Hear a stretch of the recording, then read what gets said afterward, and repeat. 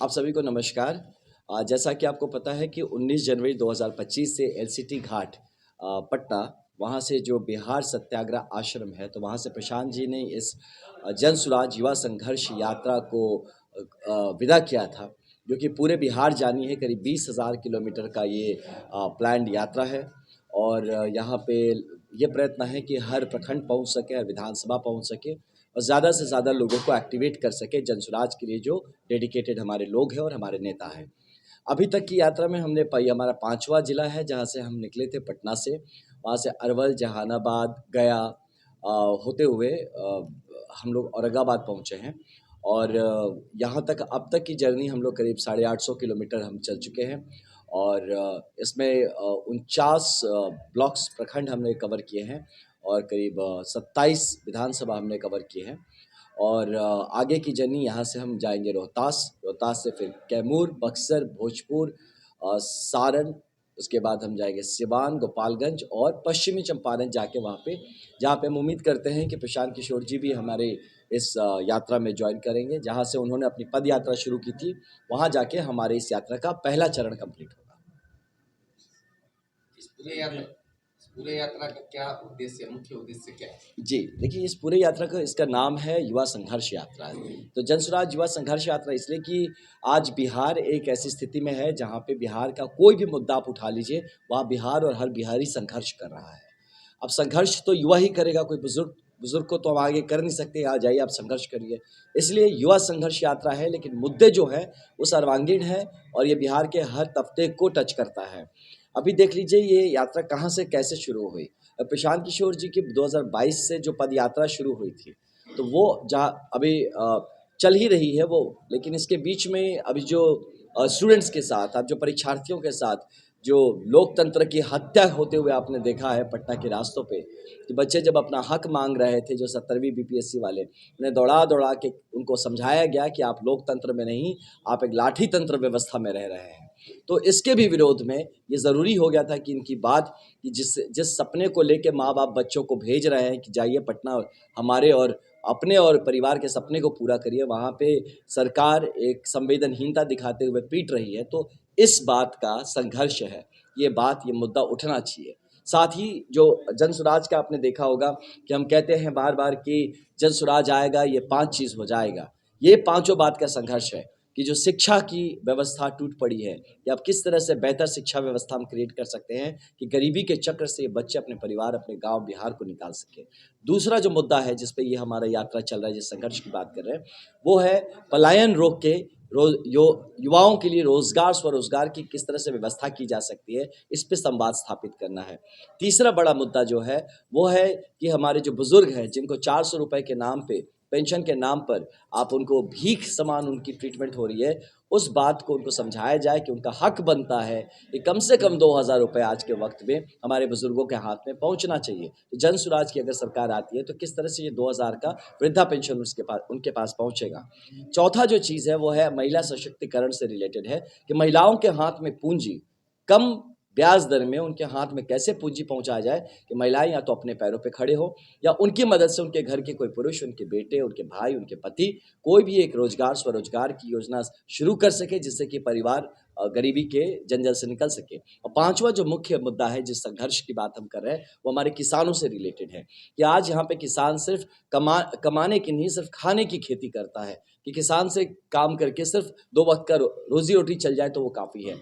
उस किसान की का आय कैसे हम दुगना या बढ़ा सकते हैं, जिस तरह से किसान जाके हरियाणा, पंजाब में हरित क्रांति ला सकता है, बिहार में कैसे ला सकता है, नगदी खेती कैसे कर सकते हैं, इसका प्रयोजन है। ये 5 मेन मुद्दे हैं जो संघर्ष का है। साथ में जो ज्वलंत मुद्दा है वो अब भ्रष्टाचार को रोकने का, क्योंकि जिस तरह से भ्रष्टाचार सरकार में, शासन और प्रशासन दोनों में व्याप्त हो चुका है, कि आज आप छोटे से छोटे काम करने जाते हैं, वहाँ पे भी आपको इसका शिकार होना पड़ता है। इसको लेके लोगों के बीच में एक जागरूकता जगाने का प्रयत्न है और ये संवाद स्थापित करने का प्रयत्न है कि उनका हक, बिहार का हक बनता है कि ईमानदार और मजबूत सरकार बिहार को मिले। ऐसी कई पार्टियां हैं जो हमेशा आती हैं। जी, पलायन रोकने के लिए जैसा हमने बताया कि जैसे सरकार आती है, सबसे पहली बात हम ये करने वाले हैं कि यहाँ पे बहुत सारे इंफ्रास्ट्रक्चर प्रोजेक्ट्स खड़े होंगे। जैसे कि फॉर एग्जांपल आपको शुरुआत में बताया कि मान लीजिए ब्लॉक पे हम जब बात करें कि नेतरहाट मॉडल का स्कूल, एग्जाम्पल के लिए हर ब्लॉक में शुरुआत होगा। तो इतना बड़ा अगर इंफ्रास्ट्रक्चर प्रोग्राम शुरू होगा, हर ब्लॉक में इमीडिएटली काफ़ी काम क्रिएट होगा। इसके अलावा जो हमारा मनरेगा का स्कीम है, उसको हम बढ़िया से कैसे ज़मीन पे इम्प्लीमेंट कर सकते हैं, इस पे काम होगा।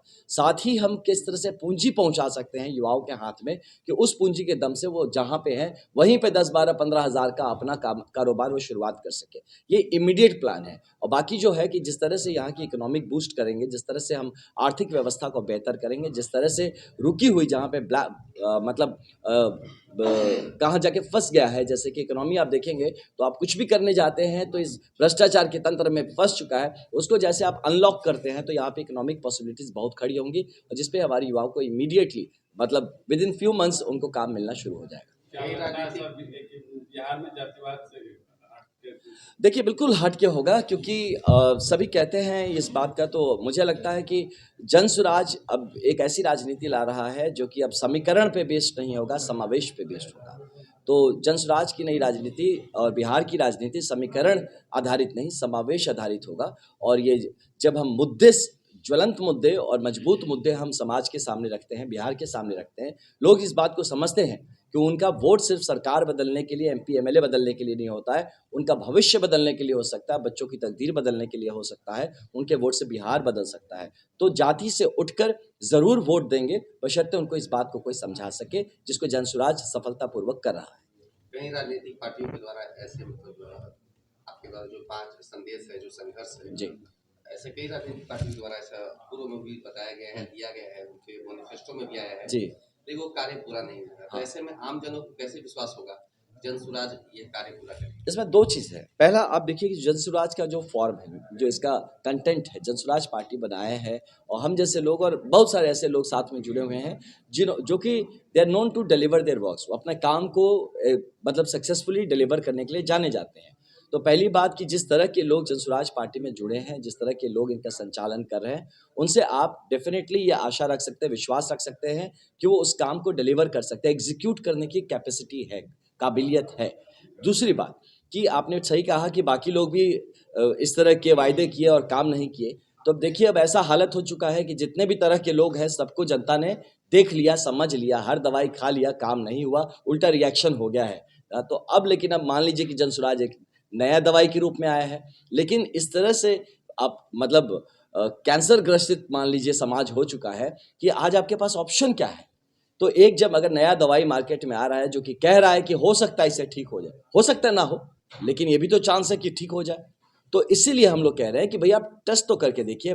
35 साल से फंसे हुए हैं हम लोग। एक सारे लोग आ रहे हैं, इसमें जुड़ रहे हैं, सही लोग, सही सोच, सामूहिक प्रयास की हम बात करें, टेस्ट करके देखते हैं। नहीं कर पाएंगे तो 5 साल बाद तो फिर चुनाव आएगा, आपके पास ये ऑप्शन रहेगा कि आप फिर से मैंडेट मत दीजिएगा अगर हम लोग डिलीवर नहीं कर सकते तो। कई राजनीतिक पार्टियों के प्रमुखों के द्वारा प्रशांत किशोर जी को राजनीतिक व्यापारी के तौर पे कहा जाता है, और जबकि उन्होंने ऐसे कई लोगों को कहा है, ऐसा क्यों कहा जाता है? ये समझ की कमी है ना? एक राजनीतिक विशेषज्ञ को है ना, राजनीतिक व्यापारी कोई कहे तो ये उनकी समझदारी की कमी है। और मुझे लगता है कि सही शब्दों के अभाव में वह ऐसा शब्द कह देते हैं। और बहुत दुर्भाग्य है कि ऐसे नेता हमारे समाज में हैं और हमारे बिहार को चला रहे हैं, जो मुद्दों को छोड़ के लोगों के बारे में बात करना ज़्यादा पसंद करते हैं। जनसुराज की इस बार कितना आएगी? 243 सीट पे हम लोग पूरे दमखम से लड़ेंगे, ईमानदारी से लड़ेंगे। और कितनी सीट आएगी ये बिहार की जनता तय करेगी, जनसुराज नहीं तय करेगा। जनसुराज अपना काम करेगा। नहीं, उम्मीद तो देखिए 243 पे हम लड़ रहे हैं, तो आपको क्या लगता है किसी की भी उम्मीदवारी कोई भी नॉमिनेशन करेगा हारने के लिए, है ना? बाकी पार्टियां तो दावा करती हैं कि हम जीतना आ रहे हैं। नहीं, हम दावा कर रहे हैं इस बात का कि हम 243 सीट मजबूती से लड़ेंगे। हम इस बात का दावा कर रहे हैं कि 243 सीटों पे हम पूरी तरह से फाइट देंगे। और हम इस बात का दावा करते हैं कि अगर जनता ने चाहा तो शायद 243 सीट जीत जाए। जनता के साथ साथ इस पर जो सीट का बंटवारा हुआ सर, ऐसा जैसा कि आप जानते हैं सर कि सीटों के बंटवारे में पैसे की बहुत बड़ी खेल होती है जी। दोनों पार्टियों में।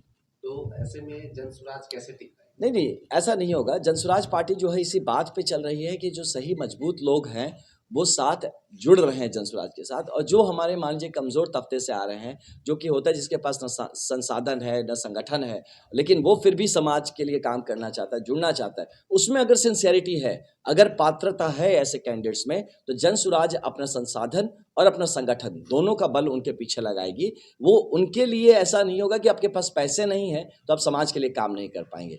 तो जनसुराज इसी मायने में बाकी पार्टी से अलग है। एक आपसे पर्सनली सवाल है कि आप इंडिया के सबसे बड़े जॉब से आईपीएस से रिजाइन करके जनसुराज में शामिल हुए हैं सर। ऐसे में आपको एक आप सर्विस भी कर चुके हैं और अभी राजनीतिक तौर पे यात्रा कर रहे हैं, ऐसे में दोनों में क्या फर्क है? ऐसे में एक युवाओं पे एक और मैसेज जा रहा है कि क्या जॉब से अच्छा राजनीतिक है या राजनीतिक से अच्छा जॉब? देखिए, 2 चीज़ कि फ़र्क ये महसूस हो रहा है मुझे कि मैं अब डायरेक्टली होता है कि लोगों से एक साधारण जनता की तरह मिल सकता हूँ। लोग भी मुझसे आसानी से खुल सकते हैं और क्योंकि ये मेरा जगह है, मैं बिहार का हूँ और इसके जो इश्यूज़ हैं, ये मेरे घर के भी इश्यूज़ हैं। तो मैं अब उन पे डायरेक्टली चोट कर सकता हूँ। मैं मजबूर नहीं हूँ कि मैं सरकार की भाषा बोलूँ। मैं मजबूर नहीं हूँ कि गलत पॉलिसीज़ का भी मैं प्रोटेक्ट करूँ।